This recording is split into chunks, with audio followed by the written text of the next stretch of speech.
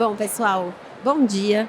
Para quem não me conhece, eu sou a Mariana Ceroni, sou responsável por marketing aqui da UP Brasil e tenho o privilégio de fazer esse bate-papo com a minha amiga querida, a Sandra Takata. Ela é a presidente do Instituto Mulheres do Varejo, do qual tenho muito orgulho em fazer parte também.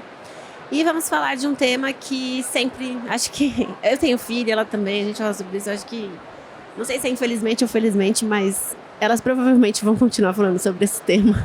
A gente luta para elas não precisarem falar tanto sobre a necessidade de equidade no ambiente corporativo, mas eu acredito que ainda vai precisar falar.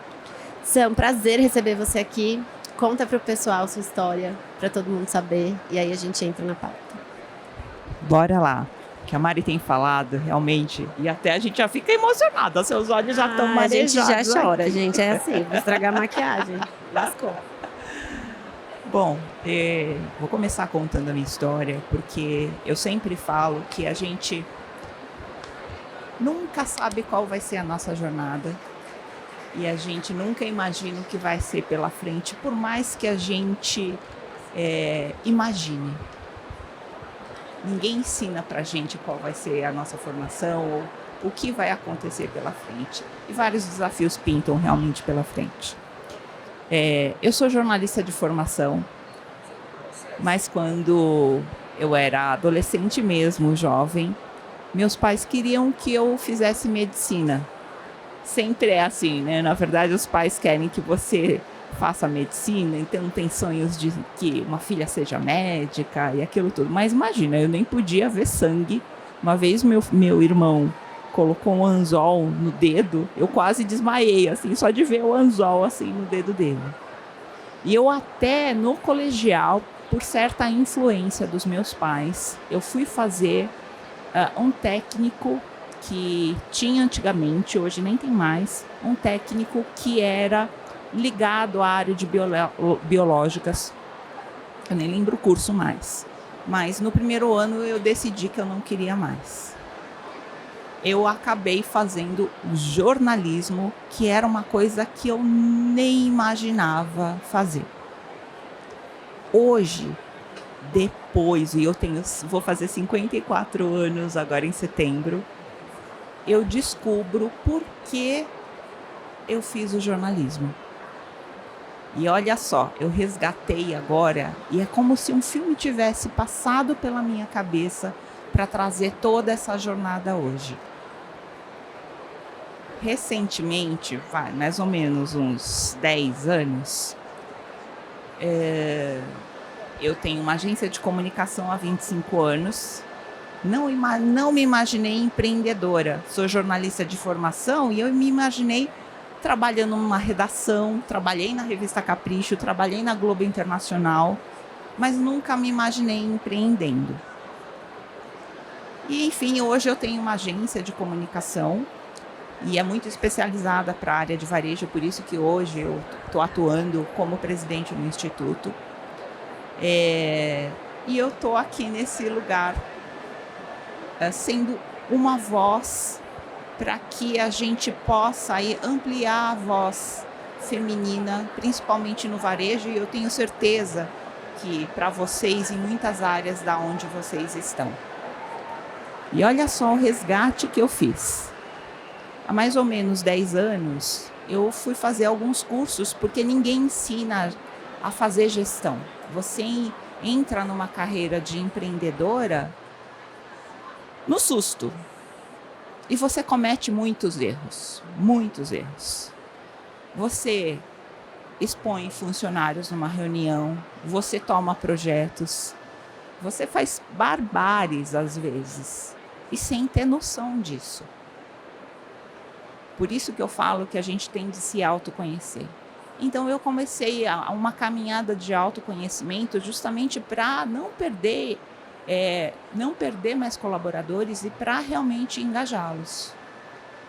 E aí, olha só, eu tenho 2 histórias. Uma delas, fiz um processo para realmente conhecer meus antepassados e descobri uma história da minha avó, que eu não sabia. Minha avó já é falecida há muito tempo, mas eu descobri o porquê hoje eu estou aqui.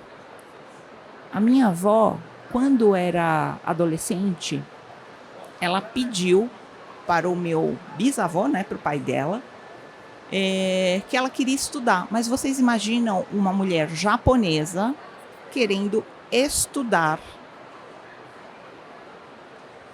no Japão, que é muito tradicional. Então ela recebe como resposta: imagina, mulher, para que você vai estudar?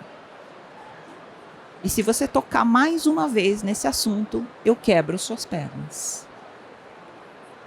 Só que a vontade dela era tanta de estudar e de aprender a ler e escrever, que era a única coisa que ela queria, que ela fugiu de casa. E ela fugiu de casa e eu não sei como, enfim, ela caminhou muito. Eu sei que ela aprendeu a ler e escrever em japonês. E ela acabou encontrando com os parentes e primos vindo para o Brasil, né, num navio. E ela encontrou com o irmão 60 anos depois. Porque ela tinha vontade de ler e escrever. Eu digo que muitas mulheres ainda passam por isso. E os nossos desafios ainda permanecem. E eu tenho certeza que eu acho que vocês estão no RH e vocês enfrentam esses desafios na gestão. E vocês têm de ser essa voz dentro da empresa para que a gente também possa fazer essa mudança.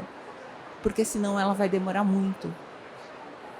Se a minha avó fez isso lá atrás, e ainda eu estou aqui respondendo, é o que a Mari falou, a gente não quer que as nossas filhas passem por isso e elas vão ainda passar. A gente precisa fazer essa mudança rápida. E da outra forma que eu falo, e da outra história que eu tenho, e que eu falo da questão do autoconhecimento. O autoconhecimento das lideranças é fundamental.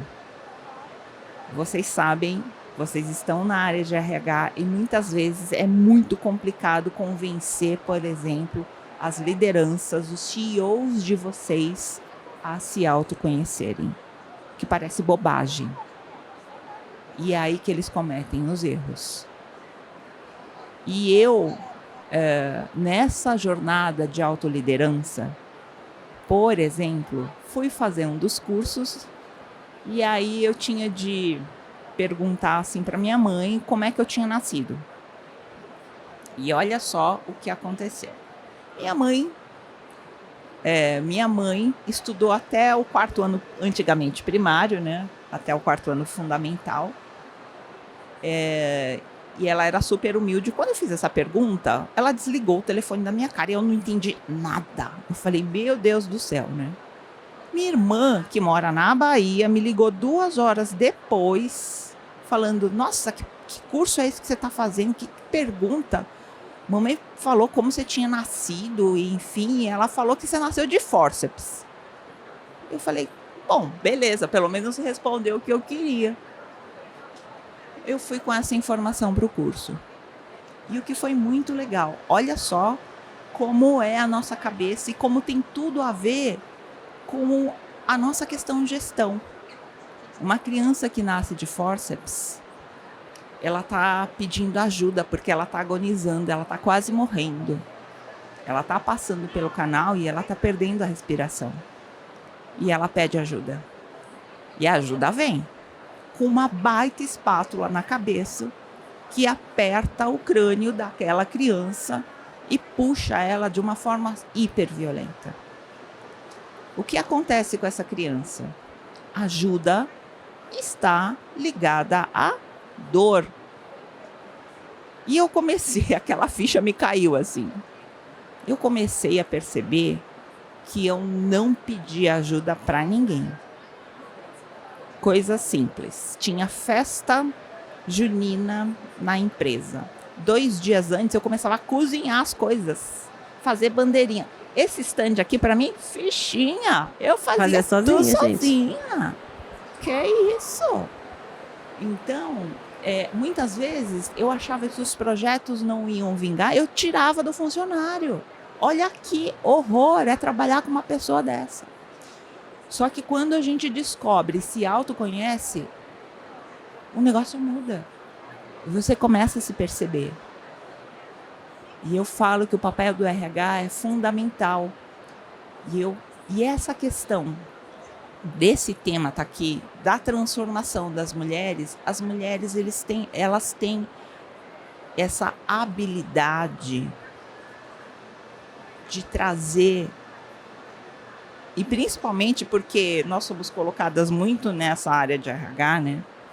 Então a gente, quando traz uma equidade, a gente também traz um outro tipo de gestão, um outro tipo de comportamento.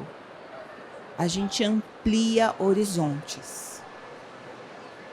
Recentemente eu tenho andado por vários, grupos femininos, e o pessoal da Scania me contou um case bem legal, porque agora com a guerra na Ucrânia, muitos homens saíram de casa justamente, né, para ir para a guerra.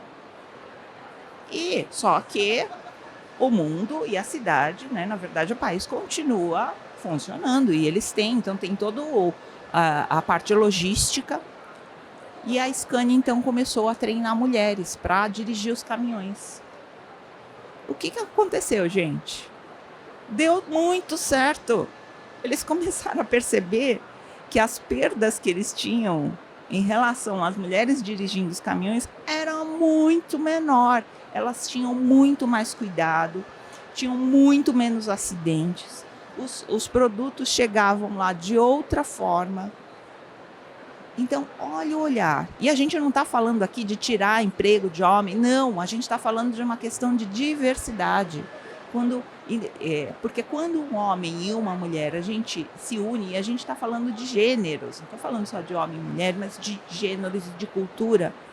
O negócio se transforma. Não é, Mari? Eu acho que a gente tem vários cases nesse sentido.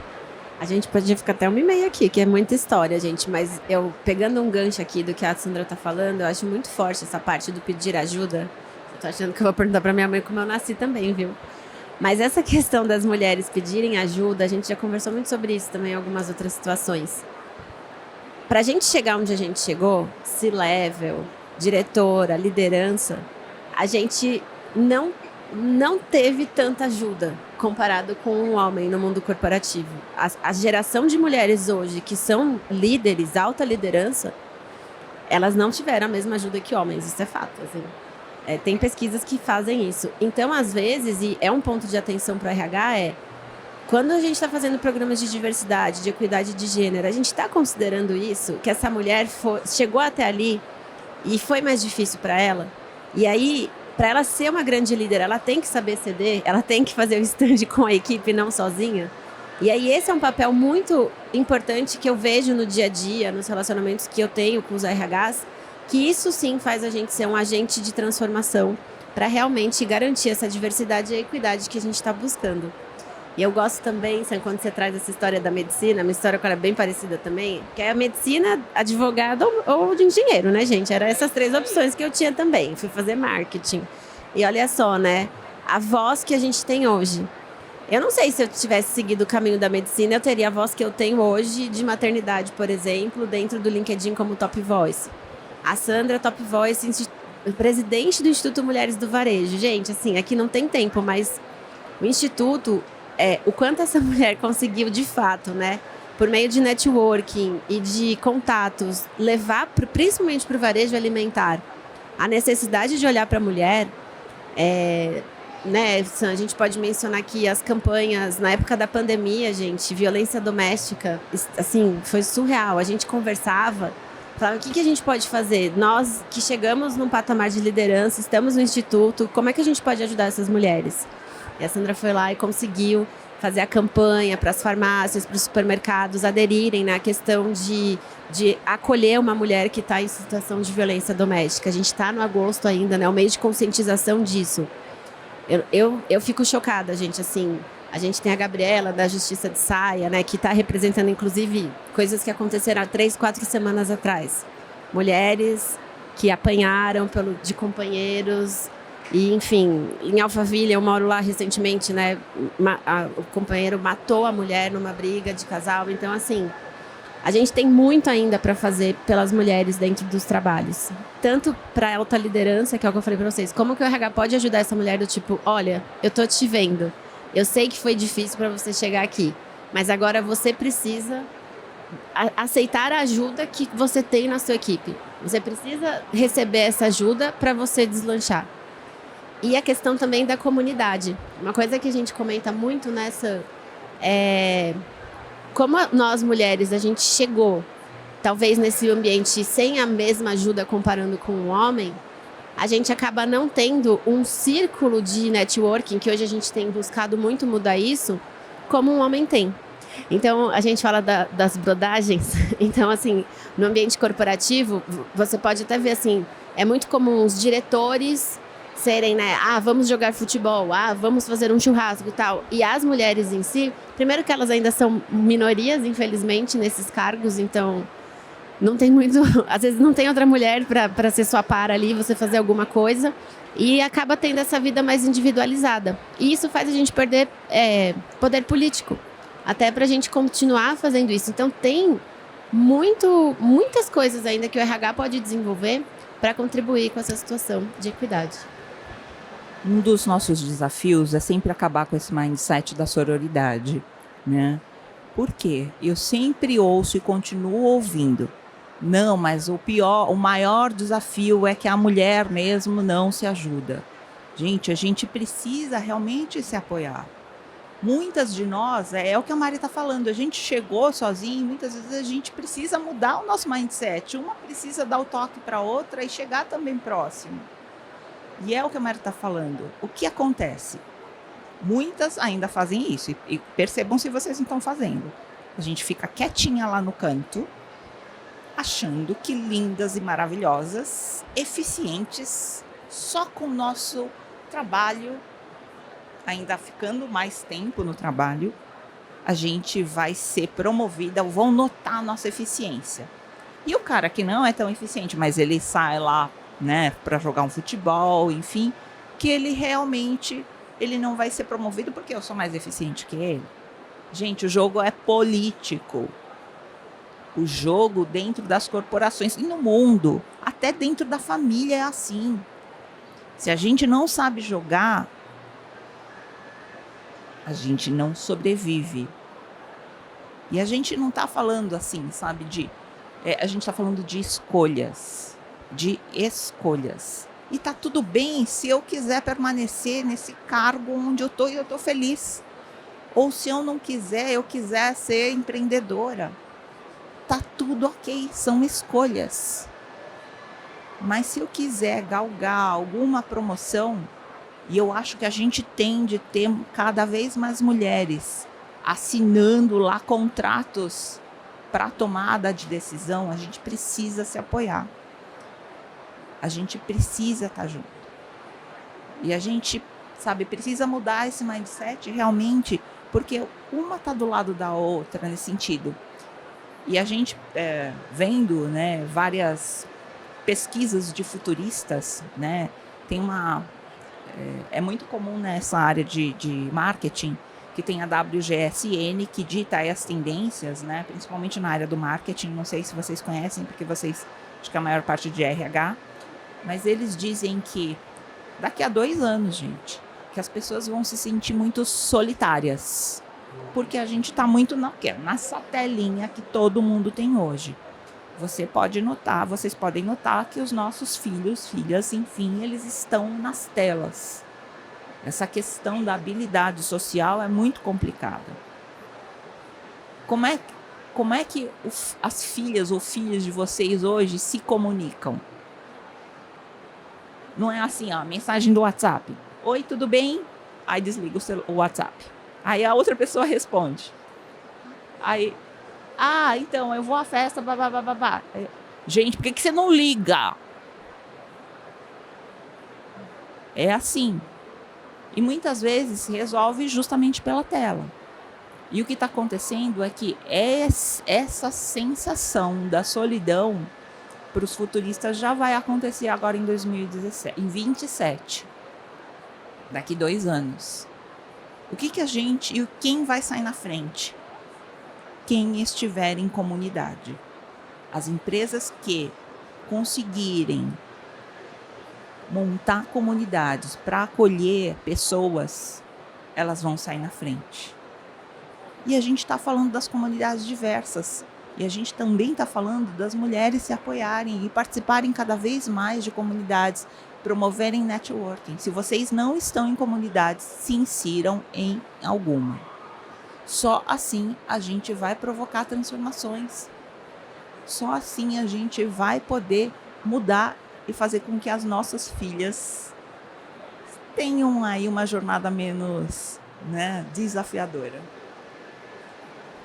Quero contar com vocês para isso, hein? Que minha filha não precise fazer um toque sobre empoderamento feminino quando ela estiver trabalhando.